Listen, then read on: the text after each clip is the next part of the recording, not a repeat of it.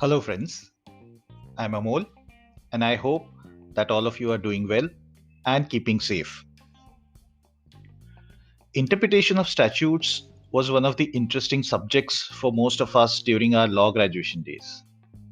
And the principles, rules that we studied remained and will remain relevant for us for the times to come. With an intent to brush up the concepts, rules, and principles of interpretation of statutes, from this week onwards, I'll be starting a short series on rules of construction of statutes. I truly believe and trust that we will have interesting couple of weeks or whatever time it takes to discuss all the rules, refreshing our understanding of the rules which we studied a few years ago. Now let us first begin with understanding what do these terms interpretation and construction of statute mean, and are they same, similar, or different terms? The dictionary meaning of the term interpretation is the act of explaining, reframing, or otherwise showing your understanding of something. The Webster's New World Dictionary gives a little more clarity and defines the term as the act or result of interpreting, explanation, meaning, translation, exposition, etc. So it appears that the term relates to the act of finding out the meaning that an act or provision is intending to convey. The act of finding out the real intent, sense that the legislature or author is intending to convey. So if the interpretation is finding the meaning, then what does the term construction mean? The simple dictionary meaning of the term construction is the act of building something.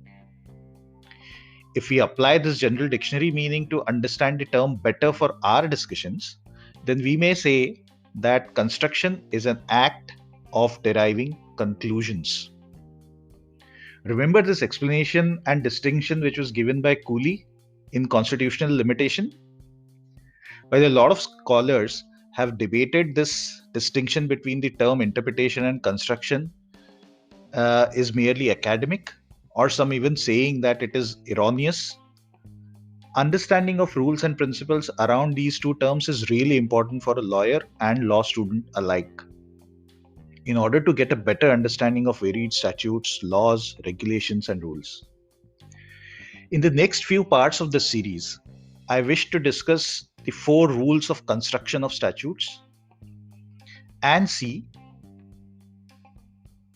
where and how we can apply these rules to draw better understanding and derive better conclusions of various statutes. These 4 rules are: A. Strict construction, the rule that's typically applied while construing taxing or penal statutes. B. Beneficent construction, the rule that's typically applied while construing welfare legislations like labor laws or employment laws, or in the cases where there are weaker and stronger contracting parties. C. Harmonious construction, rule that's typically applied while construing conflicting or mutually repugnant provisions in a statute.